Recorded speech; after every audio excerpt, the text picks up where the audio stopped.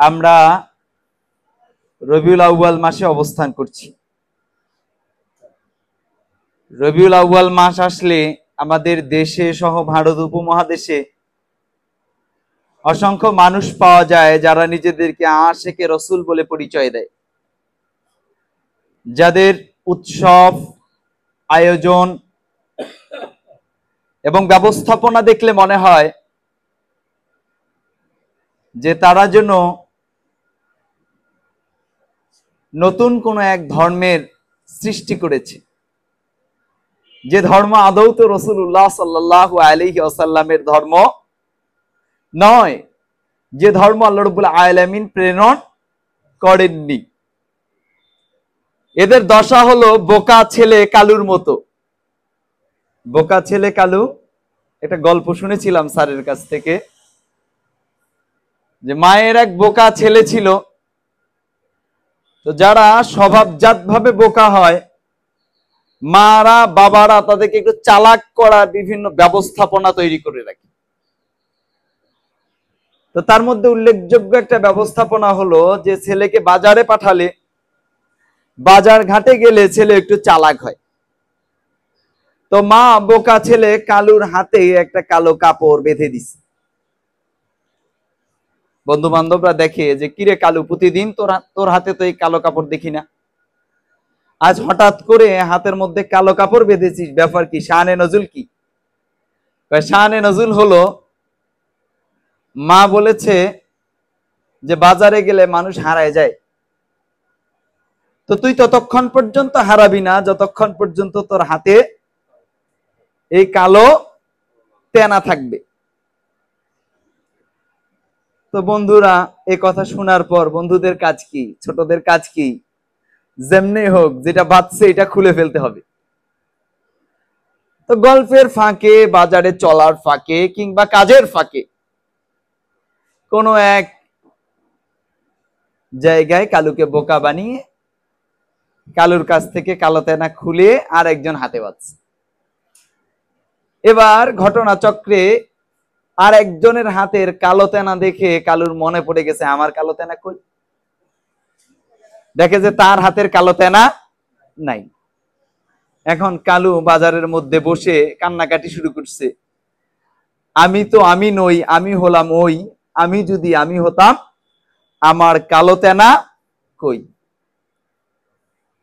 তো আজ আমাদের মুসলমানদের দুর্দশা, করুণ পরিণতি এই কালুর গল্পের মতো। বলবেন কেমনে? প্রেক্ষাপটে মন দাঁড়িয়েছে, সারা বছর রাসূলুল্লাহ সাল্লাল্লাহু আলাইহি ওয়াসাল্লামের কোন সুন্নাত তার জিন্দেগির মধ্যে নেই। রাসূলুল্লাহ সাল্লাল্লাহু আলাইহি ওয়াসাল্লামের আদর্শের কিঞ্চিত পরিমাণ তার চেহারা কিংবা তার মুআমালা, তারবিয়া, খুলুসিয়ার মধ্যে নেই। যেমনে রবিউল আউয়াল মাস আসে অমনি কালুর মতো বলে, আমি তো আমি নই, আমি হলাম ওই, আমি যদি আমি হতাম তাহলে আমার মধ্যে রসুলের প্রেম, রসুলের প্রেমে জশ্নে জুলুস, রসুলের জন্য মিছিল করা, রসুলের জন্য রাজপথে নামা, এটা কই? আমি বলি, যার মধ্যে রাসূলুল্লাহ সাল্লাল্লাহু আলাইহি ওয়াসাল্লামের সুন্নাহর কিছুই পাওয়া যায় না, তার শুধু জশ্নে জুলুস আর মিছিল আর হরেক রকমের ভজনের আয়োজনের মধ্যে কি রসুলের প্রকৃত প্রেম পাওয়া সম্ভব?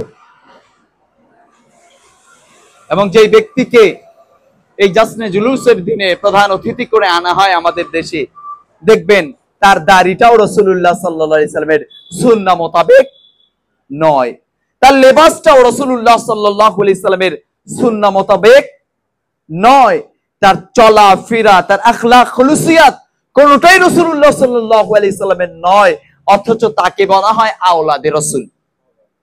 আমরা তো বলি আওলাদের রাসূল বানি ইসরাইলরাও, যে ইহুদিরা আজকে দিকে দিকে গাজায় মুসলিম নারী ও শিশুদেরকে হত্যা করছে, তারাও আওলাদে রাসূল। তারা মূসা আলাইহিস সালাতু ওয়াস সালামের বংশধর, তার সন্তানদের অংশ। তা আওলাদে রাসূল ওই ইসরায়েলের অবৈধ ওই ইসরায়েলিরাও, ইহুদিরাও। তো সেখানে তো তাদেরকে দেখে বলা যায় না তারা আওলাদে রাসূল। তার মানে রসুলের সন্তান হতে পারেন, কিন্তু আদর্শিকভাবে যদি রসুলের কোনো আদর্শ না থাকে তাহলে ওইটা মুসলমানের তালিকায় অন্তর্ভুক্ত হতে পারবে না। কেমনে? নূহ আলাইহিস সালাতু ওয়াস সালাম বেঁচে ছিলেন। আচ্ছা, বেঁচে থাকা অবস্থায় তার সন্তান আল্লাহর গজবে পতিত হয়েছে কি হয় নাই? আওলাদে রসুল, আওলাদে রসুলের কথা বাদ দিলাম, আপন স্ত্রী, স্ত্রী নূহ আলাইহিস সালাতু ওয়াস সালামের স্ত্রী, তিনি কি জান্নাতে যাবেন? তিনি কি মুসলিম ছিল? মুসলিমা ছিল? কেন তাদের অন্তর্ভুক্ত ছিল না? কারণ তার মধ্যে আল্লাহর দ্বীন ছিল না। আল্লাহ রাব্বুল আলামিন পিওর আশিক, পিওর রাসূলুল্লাহ সাল্লাল্লাহু আলাইহি সাল্লামের মুহাব্বত কারা করে তাদের একটা গুণাবলী বলতে গিয়ে আল্লাহ রাব্বুল আলামিন বলেছেন সূরাতুল আহজাব এর 21 নম্বর আয়াতে। আল্লাহ বলেছেন, লাকাদ কানা লাকুম ফি রাসূলিল্লাহি উসওয়াতুন হাসানাহ, তোমাদের জন্য সর্বোত্তম আদর্শ, সর্বশ্রেষ্ঠ আদর্শ রাসূলুল্লাহ সাল্লাল্লাহু আলাইহি সাল্লামের মধ্যে রয়েছে।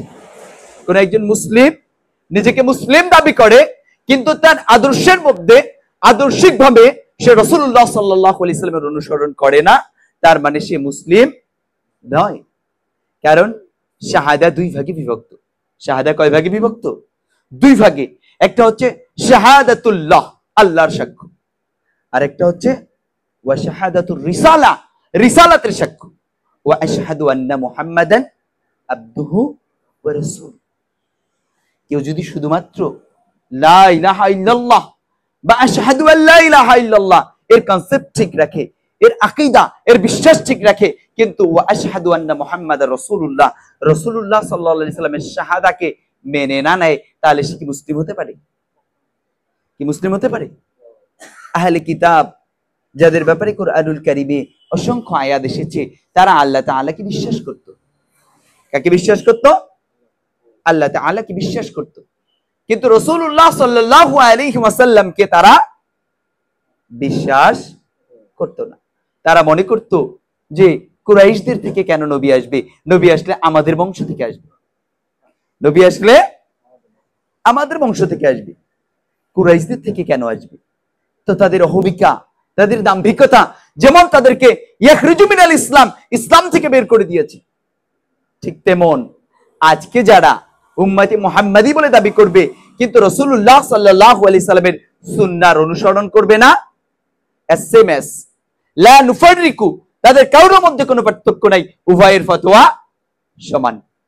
উম্মতে মুহাম্মাদি বলে দাবি করে কিন্তু রাসূলুল্লাহ সাল্লাল্লাহু আলাইহি সাল্লামের আদর্শ তার মধ্যে নেই, রাসূলুল্লাহ সাল্লাল্লাহু আলাইহি সাল্লামের আদর্শ লালন করে না, সে কি মুসলিম নয়। দলিল আইনা দলিল? দলিল রাসূলুল্লাহ সাল্লাল্লাহু আলাইহি সাল্লামের নিজের কথা। সহিহ বুখারী কিতাবুল ঈমান অধ্যায় 16 নম্বর হাদিস, রাসূলুল্লাহ সাল্লাল্লাহু আলাইহি সাল্লাম বলেছেন, লা ইউমিনু আহাদুকুম হাত্তা আকুনা হাব্বা ইলাইহি মিন ওয়ালিদিহি আও ওয়ালাদিহি ওয়ান নাসি আজমাইন।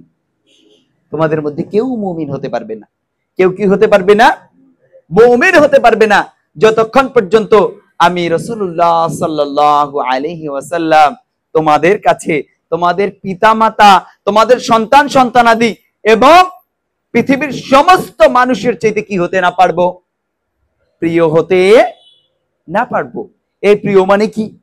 রাসূলুল্লাহ সাল্লাল্লাহু আলাইহি ওয়াসাল্লাম কি শুধু বলা ইয়া রাসূলুল্লাহ আনা উহিব্বুকা, ইয়া রাসূলুল্লাহ আনা উহিব্বুকা এই স্লোগান দেওয়া? শুধু ভালোবাসি আর ভালোবাসি বললাম, কিন্তু ভালোবাসার কোনো প্রতিফলন দেখা গেল না, এটাকে কি ভালোবাসা বলে?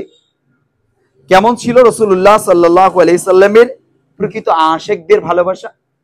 রাসূলুল্লাহ সাল্লাল্লাহু আলাইহি সাল্লামের সাহাবীদের ঘটনাগুলো পর্যালোচনা করলে পাওয়া যায়। রাসূলুল্লাহ সাল্লাল্লাহু আলাইহি সাল্লামের কাছে একজন ইয়াতীম ছেলে বিচার নিয়ে এসেছে। একজন ইয়াতীম ছেলে, ইয়া রাসূলুল্লাহ আমার বাগানের পাশে একজন ইহুদির বাগান, তার একটা গাছ যদি কেটে দেয় তাহলে বাগানের মধ্যে বাউন্ডারি দিতে সুবিধা হয়। ইয়া রাসূলুল্লাহ একটু আপনি ওই ইহুদিকে যদি বলতেন তার বাগানের ওই খেজুর গাছটা যদি সরাই নিত, কেটে ফেলতো, কিংবা আমাকে যদি বিক্রি করে দিত, তাহলে আমি আমার বাগানের বাউন্ডারিটা দিতে পারতাম। রাসূলুল্লাহ সাল্লাল্লাহু আলাইহি সাল্লাম ইহুদিকে তলব করলেন। ইহুদি রাসূলুল্লাহ সাল্লাল্লাহু আলাইহি সাল্লামের বিচারালয়ে আসলেন।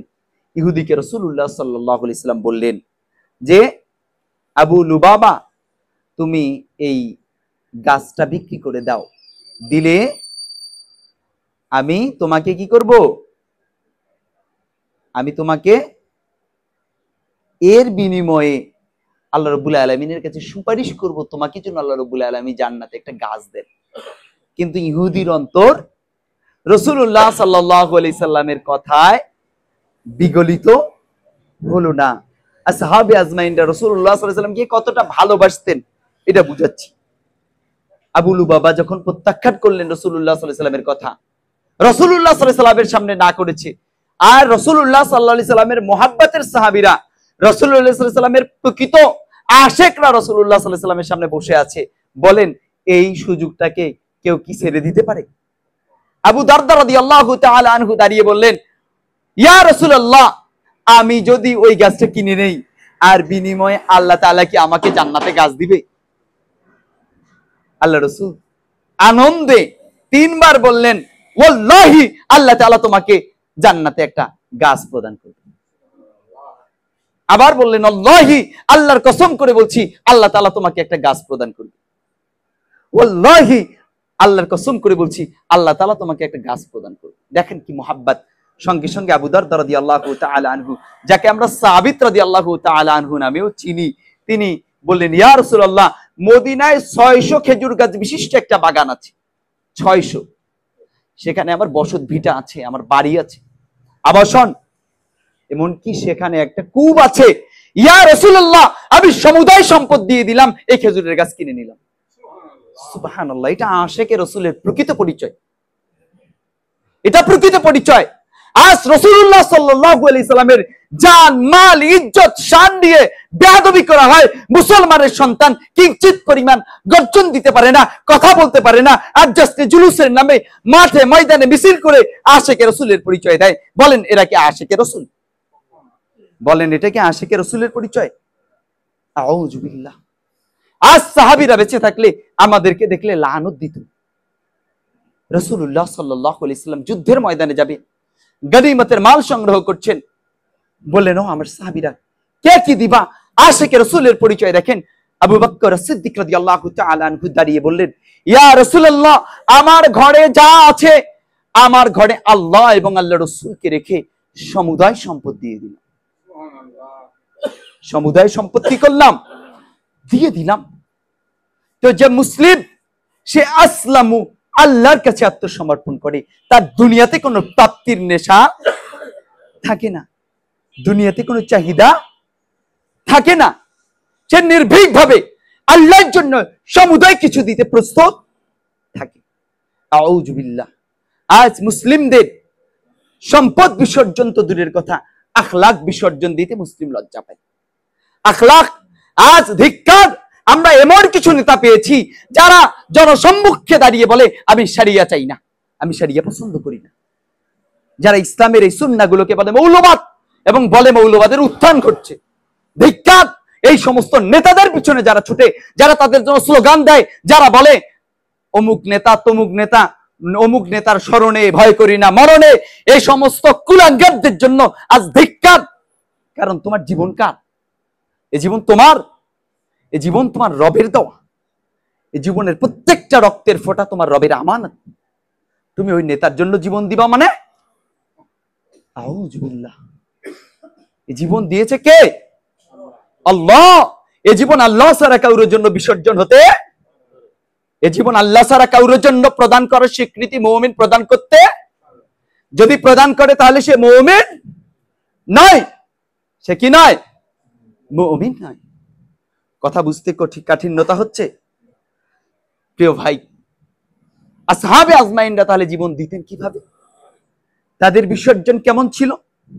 আমরা দেখব খুবাইব বিন আদি রাদিয়াল্লাহু তাআলা আনহুকে আরবের কাফিররা প্রস্তাব দিলেন, ও রাসূলের সাহাবী, ও মুহাম্মাদের সাহাবী সাল্লাল্লাহু আলাইহি ওয়াসাল্লাম, তুমি যদি আল্লাহর জন্য তোমার জীবন বিসর্জন না করে তুমি যদি আমাদের জন্য তোমাকে সঁপে দাও, তাহলে তোমাকে মক্কা এবং মদিনার উভয় এই শহরের ধনাট্যশালীদের অন্তর্ভুক্ত করে দিব। তুমি যা চাও, যেমনে চাও তেমনি ব্যবসা বাণিজ্য করবে। হযরতে খুবাইব রাদিয়াল্লাহু তাআলা আনহু বললেন, ও আরবের কাফেররা, দাম্ভিকেরা, যারা আল্লাহর দিন থেকে বিমুখ হয়েছো, যারা আল্লাহর দিন থেকে মুখ ফিরিয়ে নিয়েছো, মনে রাখিও আমি খুবাইবকে যদি কেটে টুকরা টুকরা করা হয়, এরপরে আমি আল্লাহর দিন থেকে ফিরে আসবো। ঠিকই তাকে কেটে টুকরা টুকরা করা হয়েছে। কাটার আগে তাকে হুমকি দেওয়া হয়েছিল, তোমাকে কেটে টুকরা টুকরা করব। বলছে যে কেটে টুকরা টুকরা করবা, প্রত্যেক টুকরার যা আমাকে আল্লাহ তাআলা দিবে। প্রত্যেক টুকরার যা কে দিবে? আল্লাহ তাআলা দিবে। কিন্তু আজ আল্লাহর দ্বীনের প্রচারকরা অনেকেই আছে যারা আল্লাহর দ্বীনকে বিক্রি করে দেয়। সামান্য দুনিয়ার জন্য ফতোয়া উল্টায় যায়, মাসআলা উল্টায় যায়, গণতন্ত্রের দাসত্ব করে। ধিক্কার ওই সমস্ত আলেম ওলামাদের জন্য। রাসূলুল্লাহ সাল্লাল্লাহু আলাইহি সাল্লামের জাসনে জুলুস করবা, স্লোগান দিবা, তাহলে রাসূলুল্লাহ সাল্লাল্লাহু আলাইহি সাল্লামের প্রতিষ্ঠিত খেলাফা নীতি নিয়ে কথা বলতে লজ্জা হয় কেন? তার মানে প্রকৃত দায়ী তুমি নও। সাহাবী পারতেন তাদের সঙ্গে সামান্য একটু হিকমা অবলম্বন করতে। খুবাইব রাদিয়াল্লাহু তাআলা আনহু তা করেছিলেন। চোখের সামনে হযরতে আম্মার ইবনে ইয়াসির রাদিয়াল্লাহু তাআলা আনহু, আম্মার ইবনে ইয়াসির রাদিয়াল্লাহু তাআলা আনহু দুজনকে শহীদ হতে দেখেছি, বাবাকে এবং মাকে। মা সুমাইয়া রাদিয়াল্লাহু তাআলা আনহা ইসলামের প্রথম মহিলা শহীদ এবং প্রথম শহীদ। সন্তানের সামনে মাকে লজ্জাস্থানে বল্লম মেরে হত্যা করেছে। সন্তানের সামনে পিতাকে দুই পায়ে দুরন্ত ঘোড়াকে বেঁধে ছুটে দিয়েছে, মাঝখানে পিতা ফেটে গিয়েছে। সন্তানকে এই দৃশ্য দেখিয়ে আরবের কাফেররা বলেছিল, ও আম্মার ইবনে ইয়াসির, এখনো তোমার হুঁশ ফিরেনি? তুমি কি মুহাম্মাদের দিন ত্যাগ করবা না? আল্লাহর দিন ত্যাগ করবা না? কি মহব্বত রাসূলের জন্য, কি মহব্বত আল্লাহর দ্বীনের জন্য। বলছে আমাকে এর চাইতে যদি যন্ত্রণা দিয়ে হত্যা করো, এরপরেও আমি আল্লাহর দ্বীন ত্যাগ করব না। আপনার অবস্থা কোথায়? রাসূলের মহব্বতে দাড়ি লম্বা হয় না, আফসোস। জীবন দাও তো দূরের কথা। রাসূলের মহব্বতে দাড়ি লম্বা হয় না, জীবন দেওয়া তো অনেক দূরের কথা। প্রস্তাবনা শোনাচ্ছি, দেখেন। রাসূলুল্লাহ সাল্লাল্লাহু আলাইহি সাল্লামের সামনে খাব্বাব ইবনে আয়াত রাদিয়াল্লাহু তাআলা আনহু কে আসছে? খাব্বাব ইবনে আরাত রাদিয়াল্লাহু তাআলা আনহু। খাব্বাব ইবনে আরাত রাদিয়াল্লাহু তাআলা আনহু ইসলাম গ্রহণ করেছে। এসে রাসূলুল্লাহ সাল্লাল্লাহু আলাইহি সাল্লামকে তার যন্ত্রণার কথা বলছে, ইয়া রাসূলুল্লাহ, কাফেররা আমার পিঠের নিচে আগুন জ্বালিয়ে দেয়, এই আগুনের উপর আমাকে শুইয়ে দেয়। দেখুন আমার পিঠের নিচের অংশগুলো পুরো জ্বলে পুড়ে ছাই হয়ে গেছে, ইয়া রাসূলুল্লাহ। আল্লাহর কাছে একটু দোয়া করুন ইয়া রাসূলুল্লাহ, আল্লাহ তাআলা যেন আমাদেরকে এই গজব থেকে রক্ষা করে। আল্লাহ রাসূল সাহাবীকে বলছেন, খাব্বাব রাদিয়াল্লাহু তাআলা আনহুকে, যে তুমি ইসলাম গ্রহণ করে কুরাইশদের যন্ত্রণায় যে আফসোস করছো, অতীতের উম্মতদেরকে এর চাইতে বেশি যন্ত্রণা দেওয়া হয়েছে, এরপরেও তারা আফসোস করে নাই। হযরতে খাব্বাব রাদিয়াল্লাহু তাআলা আনহু দাঁড়িয়ে বলেছেন, ইয়া রাসূলুল্লাহ, আমাকে যদি হত্যা করা হয়, টুকরা টুকরা করা হয়, এরপরেও বলবো না যে ইয়া রাসূলুল্লাহ আমাদের সাহায্যের জন্য দোয়া করুন। যে আল্লাহ জীবন দিয়েছে তার জন্য নিজের জীবনকে উৎসর্গ করে দিন। তবু আদর্শিকভাবে সামান্য পরিমাণ বিচ্যুতি ঘটবে না ইনশাআল্লাহ। এবার বলেন আমরা কোথায় দাঁড়িয়ে আছি? খুব মনে পড়লো একটা কথা, যে ইমাম কুতুব রাহিমাহুল্লাহি আলাইহি, সাইয়্যিদ কুতুব রাহিমাহুল্লাহি আলাইহি একটা বই লিখেছিলেন, হাল নাহনু মুসলিমুন, আমরা কি মুসলমান, আমরা কি মুসলমান। সাইয়্যিদ কুতুব রাহিমাহুল্লাহি আলাইহি এর এই অভিব্যক্তি আজকে আমাদের সামনে দিকে দিকে যদি প্রচার করা হয় যে আমরা কি আদৌ মুসলিম, আমরা বলতে পারবো আমরা মুসলিম? কোন দিক থেকে মুসলিম? না আদর্শিক দিক থেকে আমি মুসলিম, না আকীদা মানহাজের দিক থেকে আমরা মুসলিম। আজ আমরা আকীদা মানহাজের ব্যাপারেও সতর্ক নই, আমাদের আদর্শিকভাবে আমরা কোন পথে চলছি সে ব্যাপারেও সতর্ক নই। আমরা কার খলিফা? আমরা কার খলিফা? আল্লাহ তাআলার খলিফা। আল্লাহ তাআলা আমাদেরকে সৃষ্টির সময় বলেছেন, ইন্নী জাইলুন ফিল আরদি খলিফা, আমি দুনিয়াতে আমার একদল প্রতিনিধি বানাতে চাই। কিন্তু আদৌ কি আমি দুনিয়াতে এসে আমি আল্লাহর প্রতিনিধিত্ব করছি? কি করছি? আল্লাহর প্রতিনিধিত্ব। যারা আল্লাহর প্রতিনিধি ছিল তারা কেমন ছিল? একজন সালাফের কথা বলছি। ইমাম আবু দাউদ রাহিমাহুল্লাহি আলাইহির জামানায় একজন সালাফ ছিলেন, প্রখ্যাত একজন হাদিস বিশারদ ছিলেন। ইমাম আবু দাউদ রাহিমাহুল্লাহি আলাইহি তার ঘরে একদিন গিয়েছেন। ঘরে গিয়ে দেখেন উনি কান্না করছে, হাউমাউ করে কান্নাকাটি করছে। ইমাম আবু দাউদ রাহিমাহুল্লাহি আলাইহি তাকে জিজ্ঞাসা করলেন যে, প্রিয় ভাই, আপনি কান্না করছেন, কেন কান্না করছেন? বলছে, এই জন্য কান্না করছি, প্রতিদিন কোরআনুল কারীমের যে নির্দিষ্ট অংশ আমি তেলাওয়াত করি, আজ ফজরের পর এটা তেলাওয়াত করতে পারিনি, তাই কান্নাকাটি করছি। তাই কি করছি? কান্নাকাটি করছি। ইমাম আবু দাউদ রাহিমাহুল্লাহি আলাইহি এই অবস্থা দেখে বিস্ময় হয়ে গেলেন, বিস্মিত হয়ে গেলেন যে কি অবস্থা। আজ আমাদের কত সালাত ছুটে যায়, কত তেলাওয়াত ছুটে যায়, কত তাসবিহ ছুটে যায়, আমাদের অন্তরে কোনো ব্যথা লাগে? কি লাগে? কারণ আমার অন্তর পচে গেছে। আমার অন্তর কি হয়ে গেছে? পচে গেছে, রোগাক্রান্ত অন্তর। যে অন্তর আল্লাহর গোলামি থেকে বের হয়ে যায়, সে অন্তর আল্লাহ তাআলা কাউরো না কাউরো গোলাম বানিয়ে দেয়। সে অন্তর আল্লাহ তাআলা আমাদেরকে কি বানিয়েছেন? গোলাম বানিয়েছেন। আল্লাহ কোরআনের মধ্যে কি বলেছেন? ওমা খালাকতুল জিন্না ওয়াল ইনসা ইল্লা লিয়াবুদুন, আমি জিন এবং ইনসানকে আমার ইবাদতের জন্য সৃষ্টি করেছি। এখন যে আল্লাহর দাসত্বকে অস্বীকার করে, আল্লাহ তাআলা তাকে কাউরো না কাউরো দাস বানিয়ে দেয়। আপনি যদি আল্লাহর দাস না হন, তাহলে আপনি হয় দুনিয়ার দাস, নয়তো টাকা পয়সার দাস, নয়তো সম্মান মর্যাদার দাস, নয়তো যশ খ্যাতির মর্যাদার দাস, নয়তো বা কোনো নারীর দাস, অন্য কারো দাস। যখন আপনি কোরআন ছেড়ে দিবেন, তখন আল্লাহ আপনাকে কোরআনের বিপরীত আরেকটা কিছু তৈরি করে দিবেন, যেটা নিয়ে আপনি ব্যস্ত হবেন, আর আল্লাহ আপনার থেকে কোরআন নিয়ে নিবে। একজন আরব আলেমকে জিজ্ঞাসা করছে যে, শাইখ, কোরআনের সঙ্গে আসহাবে আজমাইনদের সম্পর্ক কেমন ছিল? তো বলছে যে, আজকের জামানায় আমাদের যেমন মোবাইলের সঙ্গে সম্পর্ক, আসহাবে আজমাইনদের সম্পর্ক ছিল কোরআনের সঙ্গে অনুরূপ। আজ আমরা সারাদিনে কয়বার মোবাইলটা অন করেছি দেখা যায়, কিন্তু কতবার স্ক্রিন আনলক করা হয়েছে আপনার ফোনে দেখতে পারবেন, এবং কতক্ষণ মোবাইল চালিয়েছেন, কোন অ্যাপসে ছিলেন। কিন্তু আপনি এই এক বছরে, গত রবিউল আউয়াল থেকে এই রবিউল আউয়াল পর্যন্ত আপনি কয়দিন সিরাতের গ্রন্থ পড়েছেন? কয়দিন আল্লাহর কালাম পড়েছেন?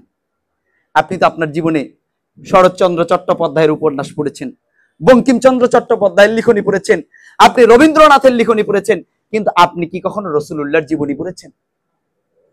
পড়েছেন? এবং আমাদেরকে 90% মুসলিমের দেশে এমন ভাবে অন্ধ বানানো হয়েছে, আমাদেরকে পরীক্ষায় বিসিএস পরীক্ষা দেওয়ার জন্য রবীন্দ্রনাথের জীবনী মুখস্থ করানো হয়, তার জন্মসাল মুখস্থ করানো হয়, সে কবে নোবেল পুরস্কার পেয়েছে, কিসে নোবেল পুরস্কার পেয়েছে, এটা মুখস্থ করানো হয়। কিন্তু 26 বছরের শিক্ষা ব্যবস্থায় একবারও শেখানো হয় না যে রাসূলুল্লাহ সাল্লাল্লাহু আলাইহি সাল্লাম কবে জন্মগ্রহণ করেছে, কবে মক্কা বিজয় করেছে, কোন প্রেক্ষাপটে মক্কা বিজয় করেছে, মদিনায় কি অবস্থায় ছিলেন, তার নবুয়তের 23 বছরের জীবনের পুরো প্রেক্ষাপট কেমন ছিল। সংক্ষিপ্ত তো দূরের, বিস্তারিত তো দূরের কথা, সংক্ষিপ্ত ভাবেও পড়ানো হয় না, সংক্ষিপ্ত ভাবেও পড়ানো হয় না। তার মানে সিস্টেমগত ভাবেই এই মুসলিমদেরকে নাস্তিক অথবা আহলে কুফারদের অন্তর্ভুক্ত করার চেষ্টা চলছে। 90% মুসলমানের দেশে কোনোদিন যাকাত একটি ফরজ ইবাদত, যাকাত কষার অঙ্ক করানো হয়েছে? কিন্তু সুদ কষার অঙ্ক, সুদ কষার অঙ্ক, এটা প্রাইমারি লেভেল থেকে মাস্টার্স পর্যন্ত শেখানো হয়। কেন ভাই? সুদ কি হালাল নাকি হারাম? সুদ কি শুধু হারাম নাকি আল্লাহ এবং আল্লাহ রসুলের বিপক্ষে জিহাদ ঘোষণা করা? তাহলে এই জিহাদ, যে জিহাদ আল্লাহ এবং আল্লাহ রসুলের বিপক্ষে, সেটাকে কেন চর্চা করা হচ্ছে? কেন চর্চা করানো হচ্ছে প্রশ্ন আসে না? কিন্তু কই, আপনার সন্তান এটা করছে, এটার জন্য তো প্রতিবাদ হয় না। আজ তো হাজার ইস্যু নিয়ে রাস্তাঘাটে প্রতিবাদ করি, কিন্তু কখনো প্রতিবাদ করেছি যে আমার নবী মুহাম্মদ সাল্লাল্লাহু আলাইহি সাল্লামের জীবনী 1 থেকে মাস্টার্স পর্যন্ত পড়া বাধ্যতামূলক করতে হবে? এই প্রতিবাদ করেছেন? যে বাম রাম নাস্তিকদের জীবনী পড়েন, তারা কি আপনার জান্নাতে যাওয়ার কোনো পথই হবে? কিন্তু যে রাসূলুল্লাহ সাল্লাল্লাহু আলাইহি সাল্লামের কথা বলছি, তার ব্যাপারে কবরেও জিজ্ঞাসা করা হবে। তিনি ছাড়া কিয়ামতের দিন সুপারিশ করার দ্বিতীয় কোনো ব্যক্তিও থাকবে না। আবার তিনি জান্নাতে প্রবেশ না করলে জান্নাতে কেউ প্রবেশ করতে পারবে না। তাহলে এনার জীবনীর ব্যাপারে আমাদের কোনো পদক্ষেপ নেই, আমরা আবার ঠিকই মুসলিম। আল্লাহ রসুল কি বলছেন? লা ইউমিনু আহাদুকুম, কেউ মুমিন হতে পারবে না। তাহলে আমি কি এখন মুমিন আছি? আসি মুমিন? কি মনে হয় মুমিন আছি? বিশ্বাস করেন, আপনি রাসূলুল্লাহ সাল্লাল্লাহু আলাইহি সাল্লামকে আপনার সম্পদের চেয়ে বেশি ভালোবাসতে পারেননি। এরকম হাজারটা প্রমাণ আছে। আল্লাহ রাসূল সাল্লাল্লাহু আলাইহি সাল্লাম আপনাকে জুলুম করতে হারাম করেছে। এই মসজিদে অসংখ্য হারামখোর আছে, যে হারামখোর তার ভাইয়ের জমি দখল করে আছে। কষ্ট নিয়েন না। পত্রিকায় পড়েছি করল্লা একটু তিতা, কিন্তু ডায়াবেটিক্সের জন্য ভালো। আজকে আমাদের ফিলিস্তিনের জন্য, গাজার জন্য দরদের সীমা নাই। কেন? কারণ ইসরায়েলিরা তাদের উপর জুলুম করছে। কিন্তু আমি যে আমার ভাইয়ের উপর জুলুম করছি, আমার বোনের উপর জুলুম করছি, আমার আত্মীয়ের উপর জুলুম করছি, ইভেন আল্লাহর ঘর মসজিদ মাদ্রাসার উপরে জুলুম করা হয়। তাহলে যে আল্লাহর সঙ্গে জুলুম করে, আল্লাহ চাইলে এটা মাফ করে দিতে পারে, কিন্তু যে বান্দার সঙ্গে জুলুম করে, আল্লাহ কি সেটা মাফ করবেন? কি মাফ করবেন? কি মনে হয় আল্লাহ মাফ করবে? যদি মনে করেন যে আল্লাহ মাফ করবে, তাহলে ভুল জগতে আছেন। কোন জগতে আছেন? ভুলের জগতে আছেন। যে মুসলিম, সে পরিপূর্ণ আল্লাহর দিন মানে, তার দিনের মধ্যে কোনো প্রকার 30-70 নাই, 80-20 নাই, 90-10 নাই। তার দিন 100% আল্লাহর দিন। যা আল্লাহ দিয়েছে, যা কল আল্লাহ, যা কল রাসূলুল্লাহ, তাকেই সে মেনে নেয়, তা পরিপূর্ণভাবে মেনে নেয়। আল্লাহ তাআলা মুমিনদের গুণাবলীর ব্যাপারে বলেছেন যে ওয়াকালু সামিনা ওয়া আতানা, তারা যা শুনে তা মেনে নেয়। তারা যা শুনে তা মেনে নেয়। কিন্তু আমরা কি শুনে মেনে নিছি? নাকি সামিনা ওয়া আতানা, শুনেছি আর ভুলে গেছি? শুনেছি আর ভুলে গেছি। শুনেছি আর ভুলে গেছি না? জিন্দিগিতে কত পার্সেন্ট আল্লাহর দিন আমার জিন্দিগিতে অ্যাপ্লাই করি? কত পার্সেন্ট? 100% অ্যাপ্লাই করি? আল্লাহ তাআলা বলতেছেন, ইয়া আইয়ুহাল্লাযীনা আমানু উদখুলু ফিস সিলমি কাফা। কাফা মানে অর্ধেক, কাফা মানে পরিপূর্ণ। আপনি পুরো দিন সিয়াম পালন করেছেন, রিকশা চালান, আপনি 15 ঘন্টা সিয়াম পালন করতে হবে, 14 ঘন্টা 58 মিনিট আপনি সিয়াম পালন করেছেন, করে আপনি যন্ত্রণা সহ্য করতে না পেরে আপনি পানি পান করে ফেলেছেন, সিয়াম হবে? কেন 2 ঘন্টা আল্লাহ তাআলা, 2 মিনিট আল্লাহ তাআলা দয়ালু, তিনি মাফ করবেন না? এটা বুঝেছেন তো?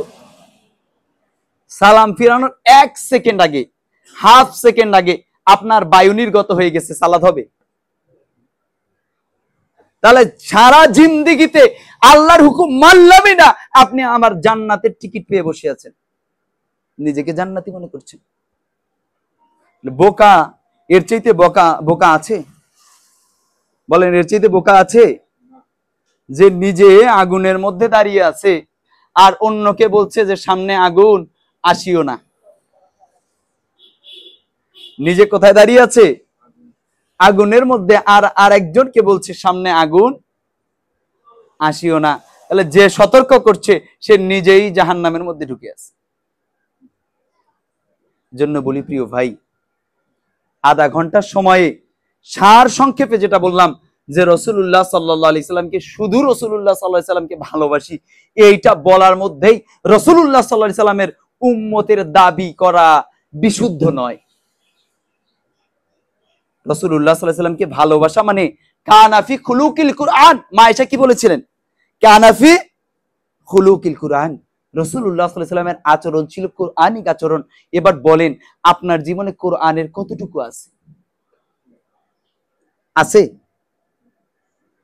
আপনার জীবনে কখনো কোরআন খুলে সমাধান দেখেছেন? আমার জীবনের অমুক সমস্যার সমাধান কোরআনে আছে নাকি দেখেছেন?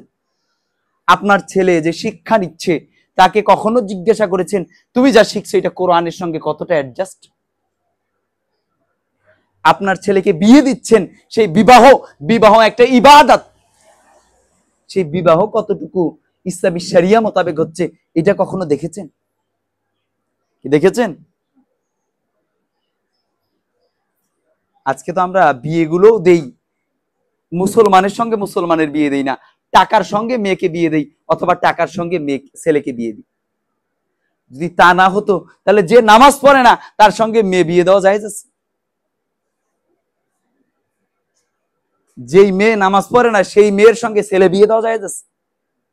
আপনার মেয়েকে যার সঙ্গে বিয়ে দিয়েছেন সে জীবনে 5 ওয়াক্ত নামাজ পড়ে কিনা খবর নিয়েছেন? তার মধ্যে রাসূলুল্লাহ সাল্লাল্লাহু আলাইহি ওয়াসাল্লামের সুন্নাহ আছে কিনা খবর নিয়েছেন? যদি এই খবর নিতেন তাহলে অন্তত যুবকদের মুখে দাড়ি থাকতো। মুরব্বীদেরও অনেকে দাড়ি পেকে গেছে, কিন্তু আফসোস দাড়িটা কেটে সাইজ করে রাখে। ধিক্কার আপনার জন্য। রাসূলুল্লাহ সাল্লাল্লাহু আলাইহি সাল্লাম বলেছেন দাড়িকে ছেড়ে দাও। আল্লাহ নবী কি বলেছেন? দাড়িকে ছেড়ে দাও। পৃথিবীর হাজার মুফতি, হাজার আলেম, কাবা ঘরের ইমামও যদি বলে দাড়ি কাটা যাবে, তাহলে আপনি কাটতে পারবেন কি? কাটতে পারবেন? এটা আমারই রাসূলুল্লাহ সাল্লাল্লাহু আলাইহি সাল্লাম আদেশ। আল্লাহ রসুলের বলেন যে আল্লাহ রসুলের আদেশকে বুড়ি আঙ্গুলি দেখায় তার শাহাদা ঠিক আছে? কি বলেন আছে? আপনার যুক্তিতে ইসলাম মানলে চলবে না। ইসলাম মানে কি 1 মিনিটে বললে বলবো যে বুঝে আসলেও মানতে হবে, বুঝে না আসলেও মানতে হবে, যুক্তিতে ধরলেও মানতে হবে, যুক্তিতে না ধরলেও মানতে হবে, মনোভূত হলেও মানতে হবে, মনোভূত না হলেও মানতে হবে, নেতার কথা হলেও মানতে হবে, নেতার কথার বাইরে গেলেও মানতে হবে, দলের কথা হলেও মানতে হবে, দলের কথার বাইরে গেলেও মানতে হবে। সারা পৃথিবী একদিকে, ইসলামের আইন একদিকে, ইসলাম মেনে নিতে হবে, তাহলে মুসলিম। নচেত কি নয়? মুসলমান নয়। মুসলমানের স্বীকৃতি বাতিল। বলেন আজ থেকে ইস্তেগফার করলাম যে আল্লাহ তোমার দিনকে তোমার মতো করে মানবো, আমার মতো করে না। ইসলামকে ইসলাম দিয়ে মূল্যায়ন করতে হবে। ইসলামকে আপনার যৌক্তিকতা, আপনার বুঝ দিয়ে মূল্যায়ন করলে হবে না। কিন্তু আমরা ইসলামকে কেমনে মানি? আমাদের বুঝ, আমাদের আকল, আমরা যা বুঝলাম সেভাবে। মনে হচ্ছে একজন তাবি, এত বড় তাবি যারা সাহাবীদেরকে পেয়েছে, কারো ফতোয়া শুনলে মনে হয় সাহাবী সরাসরি রসুলকে পেয়েছে, কিন্তু তার কথার মধ্যে রাসূলুল্লাহ সাল্লাল্লাহু আলাইহি ওয়াসাল্লামের কথার কোনো মিল নেই। আউযুবিল্লাহ। আজ দ্বীনের প্রতি দরদ নেই, কারণ দ্বীনের ইলম আমাদের মধ্যে নেই। শুধু শুনি, অমুকের ওয়াজ শুনি, তমুকের ওয়াজ শুনি, কিন্তু পড়েছি কখন? আল্লাহ তাআলা কি বলছে? ইকরা, পড়ো। আল্লাহ তাআলা শোনার কথা বলেননি, পড়তে বলেছে। গবেষণা করেন। মুসলিমরা যখন গবেষণা থেকে বের হয়ে গেছে তখন তারা অটোমেটিক দিন থেকে বের হয়ে গেছে। যে সময় মুসলিমরা গবেষক ছিল সে সময় তারা অর্ধ পৃথিবী শাসন করেছে। যেদিন তারা গবেষণা ছেড়ে দিয়েছে সেদিন তারা কি হয়ে গেছে? গোলাম হয়ে গেছে। যারা অর্ধ পৃথিবী শাসন করেছে তারা কি 200 কোটি ছিল না 400 কোটি ছিল? মাত্র 7 জন নিয়ে ইখতিয়ার উদ্দিন বিন মোহাম্মদ বখতিয়ার খিলজি ভারত উপমহাদেশে এসেছিল। কোনো অস্ত্র নয়, কোনো লড়াই নয়, শুধু তাকবীর দিয়েছিল, নারায়ে তাকবীর। এই ঘোষণায় গৌর গোবিন্দ পিছনের দরজা দিয়ে পালিয়ে গেছে। আর আজ ওই গৌর গোবিন্দের দেশের রাষ্ট্রনায়ক আমার দেশে দালালেরা নাই, তারপরও তার ইশারায় আমার দেশ চলে। যদি না চলে তাহলে আমরা শুনেছিলাম ইংরেজদের জামানায় দাড়ি রাখলে অনুমতি নিতে হয়। কয়েকদিন আগে, গত 2 সপ্তাহ আগের কথা, আমাদের হবিগঞ্জে 3 জন পুলিশের কনস্টেবল দাড়ি রাখছে, এই জন্য তাদেরকে শাস্তির সম্মুখীন করা হয়েছে। তাহলে এখনো ওই রাম বামদের ম্যান্ডেট নিয়ে দেশ চলে, জবাব দিতে হবে দেশের শাসকদেরকে। কাদের ম্যান্ডেটে চলো? ভিকারুন্নেসায় গত সপ্তাহের ঘটনা, 22 জন শিক্ষার্থীকে হিজাব পড়ার কারণে বের করে দেওয়া হয়েছে। তার মানে ম্যান্ডেট এখনো রামবামদের আছে। বুঝেন নাই কথা? তাদের ইশারা এখনো চলে পুরো সিস্টেম। অথচ আমরা মুসলিম, আমরা 7 জন মিলে এসে আমরা এই রামবামদের ভিত্তি নড়িয়ে দিয়েছিলাম শুধু তাকবীরের ধ্বনিতে, কারণ তখন পূর্ণ ঈমান ছিল। আর যখন পূর্ণ ঈমান হারিয়ে ফেলেছি, শাহাদা শুধু জবানের মধ্যে রেখেছি আর লেবাসের মধ্যে রেখেছি, তখন আল্লাহ তাআলা দাস বানিয়ে দিয়েছে আরেকজনের। এজন্য বলি, পৃথিবীর দিকে দিকে জয় চান, আপনি বিজয়ী হতে চান, দল ভারী করে নয়, নারীদের সঙ্গে মিশে এক টেবিলে বসে সংবাদ সম্মেলন করলে বিজয় পাওয়া যায় না। বরং এইটাতে বোঝা যায় যে ইসলামটাকে আপনি লকাব হিসেবে ব্যবহার করছেন। ইসলামটাকে কি হিসেবে ব্যবহার করছেন? লকাব হিসাবে। সারা পৃথিবীতে হলুদের কালার এক, চিনির স্বাদ এক, লবণের স্বাদ এক। স্বাদ যদি ভিন্ন হয়ে যায় তাহলে ওটা লবণ হবে না, ওটা চিনি হবে না। কালার যদি ভিন্ন হয়ে যায় তাহলে এটা হলুদ হবে না। তাহলে ইসলামী দল করেন, নামের সামনে পিছনে ইসলাম আছে, কিন্তু আপনার মধ্যে ফ্রি মিক্সিং আছে। আপনি ইউনিভার্সিটির নির্বাচনে এক টেবিলে বসে মিছিল করেন, এক টেবিলে বসে কথা বলেন, এক টেবিলে বসে সংবাদ সম্মেলন করেন, মানে আপনি ইসলামটাকে সাইনবোর্ড হিসেবে ব্যবহার করছেন। বুঝতে পেরেছেন বিষয়টা? তার মানে সকল ইসলাম ইসলাম নয়, সকল দল ইসলামী দল নয়, সকল আদর্শ ইসলামিক আদর্শ নয়। সেটা শুধুমাত্র ইসলামিক আদর্শ, সেটাই শুধুমাত্র দিন যা কোরআন এবং সুন্নাহর সঙ্গে মিলে। যা মিলে না তা প্রত্যাখ্যানযোগ্য, তা বাতিল। তা সারা পৃথিবীর লোকেরা যদি ইসলাম বলে দাবি করে, কিন্তু কল আল্লাহ কল রাসূলুল্লাহর সঙ্গে যদি না মিলে, তাহলে এটা কি? বাতিল। আল্লাহ তাআলা আমাদেরকে আজকের খুতবায় যতটুকু কথা হয়েছে পরিপূর্ণ আমল করার তৌফিক দান করুন। আল্লাহুম্মা আমিন।